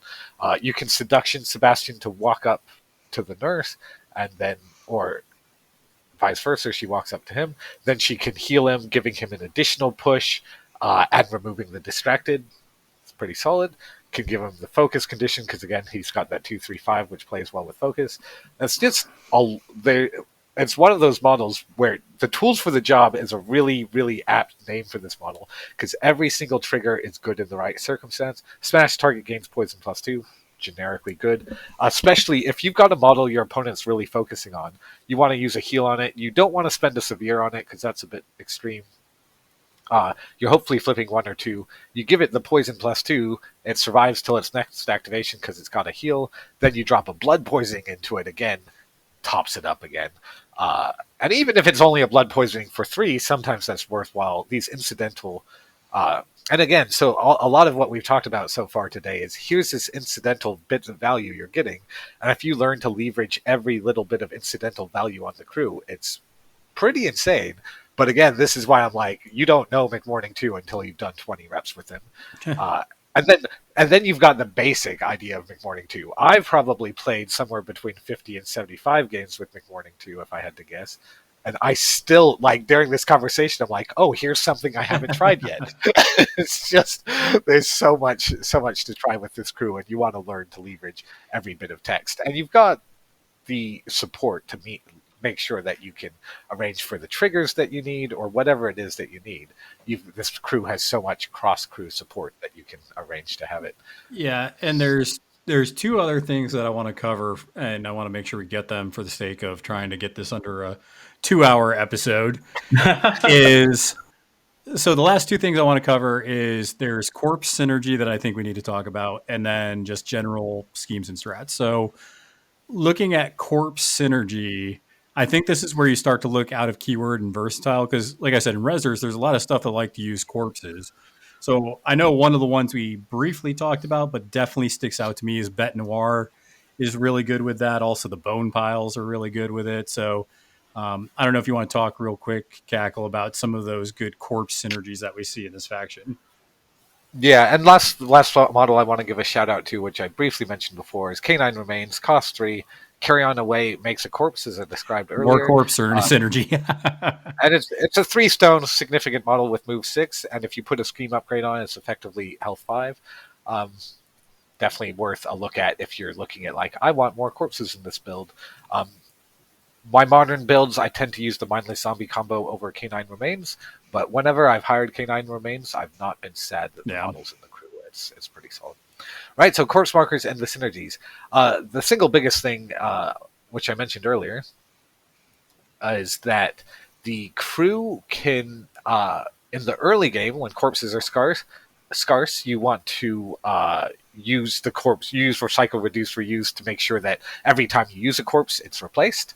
And so you effectively have infinite corpses as long as you're only using one per turn. And then in the later game, every time you eat a corpse, there should be plenty of them around. So you're saying, okay, I just draw a card, and that card draw really fuels the crew to like be powerful. And so, what are ways that we're looking at eating corpses? As you said, Bête Noire, which I think we mentioned in the other episode, but she can use that from anywhere on the table. Yep. So, can just eat corpses that are within 8 of Mcmourning, really, really good. Grave Golem can unbury out of him, but I've not been impressed with him in the crew. He just doesn't do quite enough. Anna Lovelace is... People really, really like her, and so for those people who do love Anna Lovelace, her bonus action turns into draw 2 cards potentially with her. She can also use Remote Detonator on Mindless Zombies if you're doing some kind of Mindless Zombie build. Yep. Shout out to her. And her attack Spirit Barrage worth using, copying that. Valedictorian, one thing I wanted to highlight that many people may not realize is Valedictorian can remove any number of corpse or scrap markers within range. By default, you can just choose to remove 1 corpse with that. And so you'd pick up a card from your discard pile with value equal to 2 more than the discarded card, and you draw a card. So that's potentially really good value. Or if you've got tons of corpses, you can remove like 3 corpses, grab a Severe out of your discard pile, and you draw a card. It's worth noting. Granted, her other bonus is amazing as well, but I would not sleep on Valedictorian in this crew, and as I said, she combos well with nurses, so you are decently often I'm hiring Valedictorian into the crew, and that Valedictorian is very powerful with the crew. Archie... Can we like... Is there a better number of models than that? Valedictorian with Valedictory and the Curator? Because the Curator can just go in a bunch to crew, so this is actually very easy to pull off with that. Or am I wrong about this? Yeah, the only difference when you're not in a Mcmourning crew is you don't get the card draw as well. You don't get the extra card from it getting removed. Yeah, but Valedictorian is just a generically good ability. Yeah. Because stuff is dying in the early game, potentially, or at least in the mid-game, like turn 2, you usually are seeing stuff dying, and Valedictorian is like, oh, it's the mid-game, I will eat all those markers and pick up this like 11 out of my discard pile. It's, I think, a very strong ability. It's just outshined by the fact that she has a stat 7 stun. Yeah. Like, as we talked about earlier, stun is a good ability. So yeah, I think it's like the combination of the stat 7 stun plus on your heel on the same stun. That's like the grossest part, because it's range 6, so it's like effectively a leap. Yeah, it can be amazing. And then she can do shove aside as her next action as well. So like, keep an eye out for Valedictorian and Mcmourning crews. Toshiro eats corpses to make Ashigaru. Again, this is a very dirtly build, because you're summoning an Ashigaru and a Flesh Construct, you've got 12 stones on the board. My meta punishes dirtly crews. If your meta does not punish dirtly crews, really have a look at the, oh look, I summoned 12 stones turn 1 Toshiro combo. I'll just randomly give a shout out to Yin again, in that, because we mentioned the copy that you don't mind me. Feed on Grief gets a positive when people are near corpse markers. It's not a terrible attack. It comes up sometimes. And Blasphemous Ritual. We can hire Gravediggers. We can hire... I don't know why we would, but we could hide a Shield Bearer. And we have the Grave Spirit. I was going to put an upgrade on somebody. And that's and so later on that becomes like Pulse of Focus, draw a card. Like, that's pretty fine to me. It's something where I'm a bit more down on Blasphemous Ritual than most, but in the Mcmourning crews, I find value out of it. And again, Killer Instinct later on becomes that gain a Soulstone, draw a card.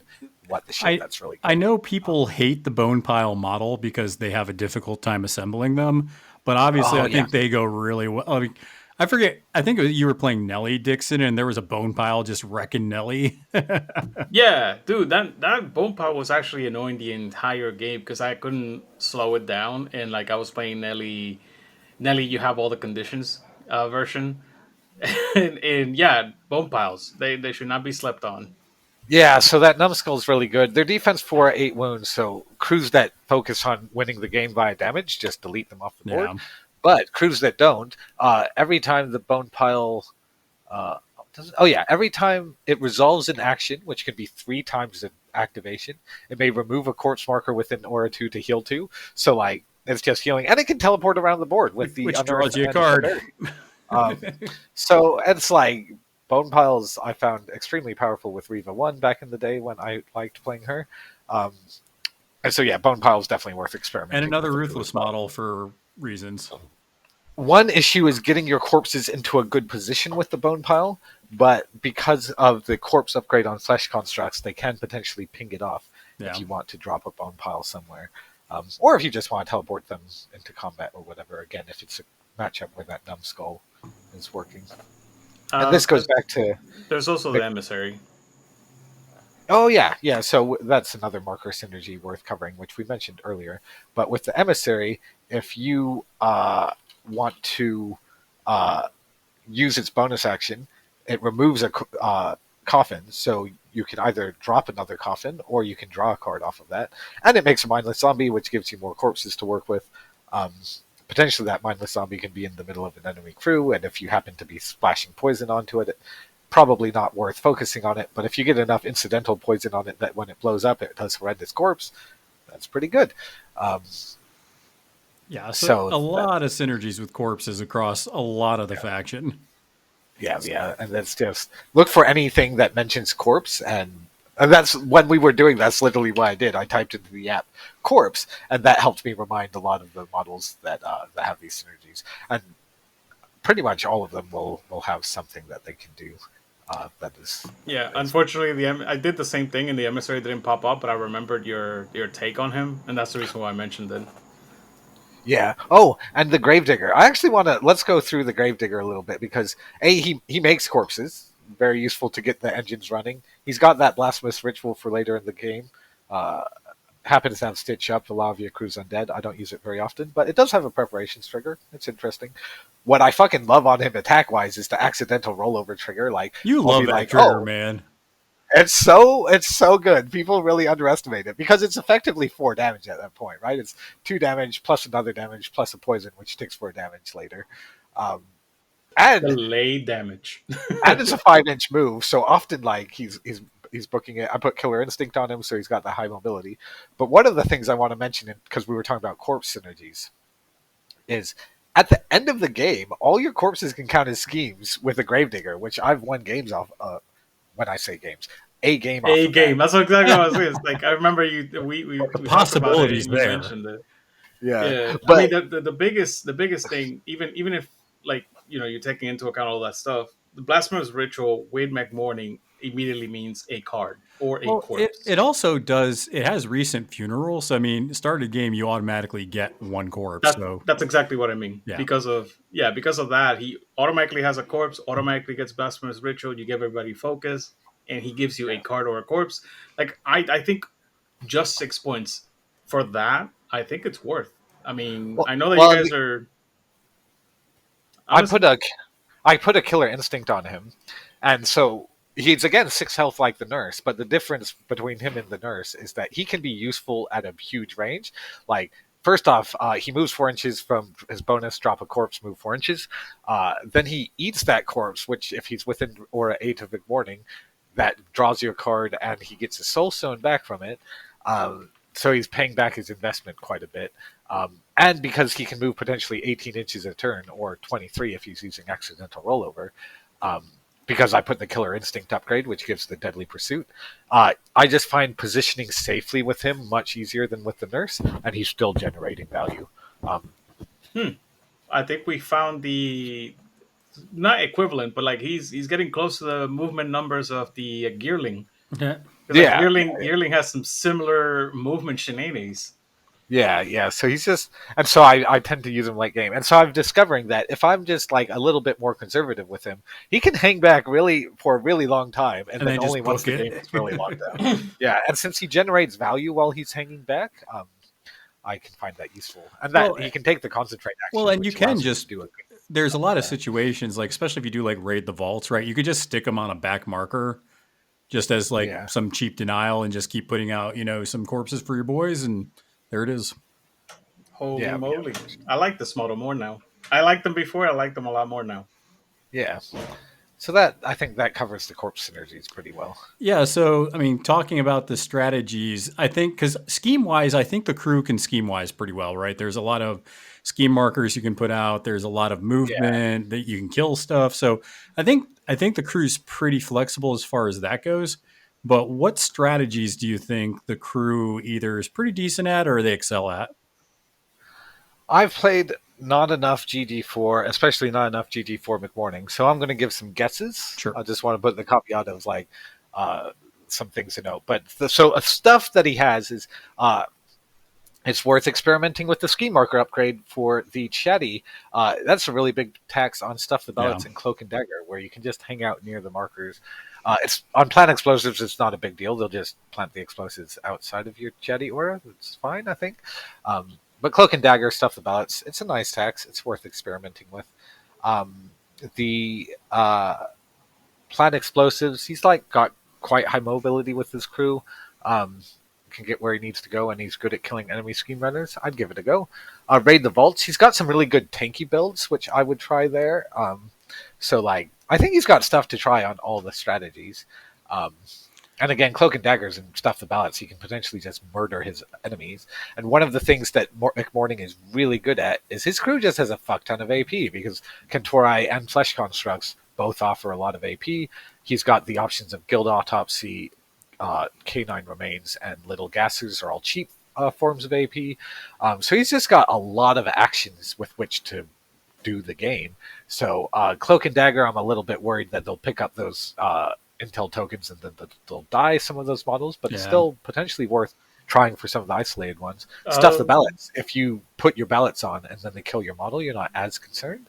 I just wanted to point out, I know that you said you haven't played as much. I'm telling you right now, Summoners in Cloak and Dagger, very good. Oh, very good. Summoning Flesh Constructs and potentially Ashigaru on Cloak and Dagger. First off, the Ashigaru can stand on the marker and just be like, sorry, you're not interacting with it in the first place. And then they can steal tokens. That's definitely worth a go. Freaking huge.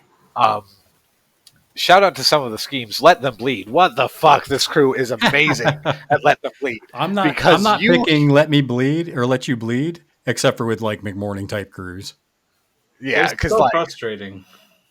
Because on the one hand, his crew, the poison heal at end of turn happens before Let Them Bleed. If you have enough poison on Rogue Necromancy, it's literally impossible to score Let Them Bleed on the Rogue Necromancy. Yeah. And it's really, really frustrating for enemy crews. And then similar endgame, like they'll try to ping damage on all your models, but then they all heal up. So Let Them Bleed is just immensely difficult to, like, you turn into a dead scheme for the opponent. Then they're also really good at scoring it because they have all this incidental poison. They're good at like being like, oh, sorry, end of turn ticked and you're all taking damage. Yep. And poison happens before scoring. Like literally, it applies to both sides of that equation. Why don't you? Why are your models that are like 3 health not kicking Let Them Bleed? Oh, because they heal 5 at the end of the turn. Yeah, so if I see Let Them Bleed, that's the first thing making me think, oh, maybe I should take Mcmourning.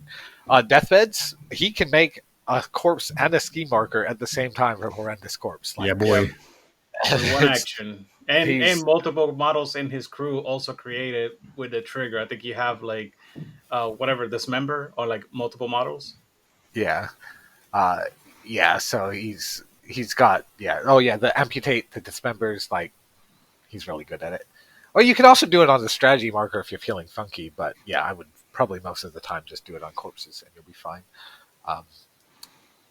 Then you've got your Power Ritual. Power Ritual, he's good at making corpses, he's good at mobility and reaching corners, but because of that Recycle Reduce, because of the blood poisoning power, because of we've mentioned all these powerful interactions between models, and because of these powerful interactions between models, I want the crew vaguely close to each other. Yeah. I don't want to go to the absolute corner of the board.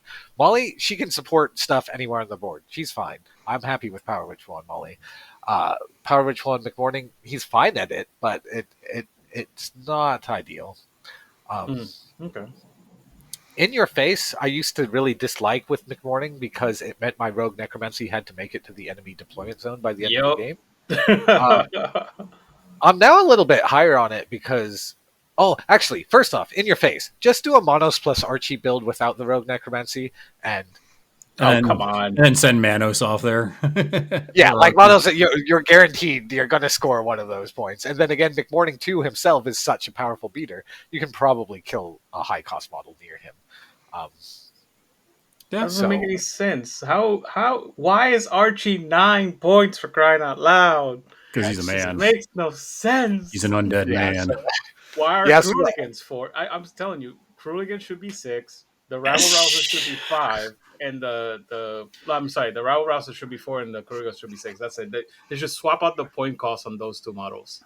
yeah. Another thing you can do is Valedictorian and Rogue Necromancy in your face build. So just look for 2 high cost models at the same price, and you'll probably be able to figure out how to. That would actually we talked about this before in the podcast multiple times. It's part of the Pillow Fort list. It's just like if you have multiple models that are the exact same high cost, In Your Face is really good.